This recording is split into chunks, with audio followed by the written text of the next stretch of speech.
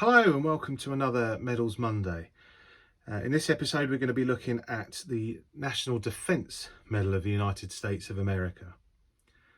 So this medal was authorised back in the 22nd of April 1953, and it is awarded for honourable active military service as a member of the Armed Forces of the United States, including the Coast Guard, during the following periods: June 27th, 1950 to July 27th, 1954, which is the Korean War time frame; January the 1st, 1961 to August the 14th, 1974, which is the Vietnam War time frame; August the 2nd, 1990 to November the 30th, 1995, which is Operations Desert Shield and Desert Storm time frame; and September the 11th, 2001 to date to be determined. And that's the terrorism attacks on the US/global war on terrorism. Service members who earned the medal during the first qualifying period and who again became entitled to the medal wear a bronze star on the ribbon to denote the second award of the medal.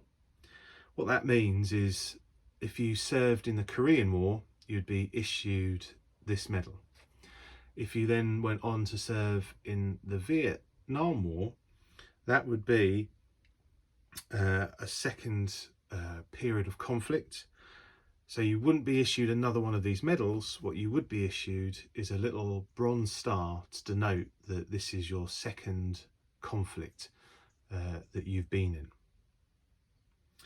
The medal was designed by the Army of Heraldic Section, and the obverse, the front of the medal, shows the American bald eagle perched on a sword and palm.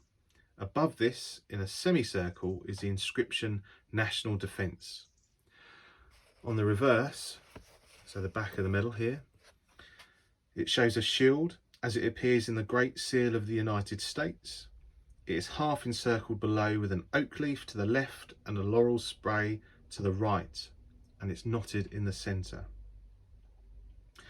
The ribbon, as you can see here, has a wide yellow stripe in the centre, flanked by 4 narrow stripes of red, white, blue and white, and wide red stripes. I think the yellow's meant to represent gold. So what it means, well, what do the colours mean? The colours mean that the gold centre stripe, or the yellow centre stripe, represents high ideals, while the red, white and blue stripes represent the United States flag. Red for hardiness and valour, white for purity of purpose, and blue for perseverance and justice. If we look at the back of this medal, you'll see a hallmark, and that hallmark will be,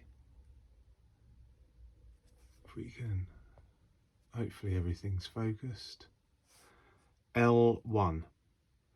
It's also got G1 there, but we're looking at those first 2 letters, L1.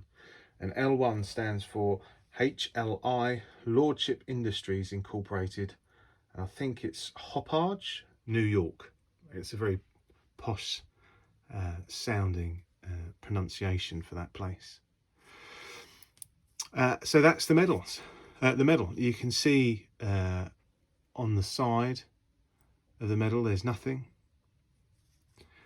and then when it comes to the medal ring that connects to the ribbon, it's not soldered or anything like that. It's just pushed together, and you can just twist that round to take it out of view.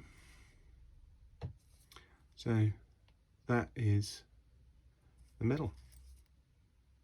This one here came unboxed, but you can get them boxed, and this is a boxed version, and if you look at the edge of the box, it's the Lordship Incorporated medal, and if we focus here, you can see that its issue was 1966.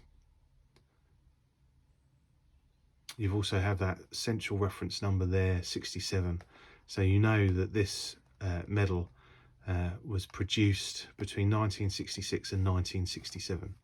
The contents of the box is the National Defence Service pendant, suspension and ribbon, and there's one in it.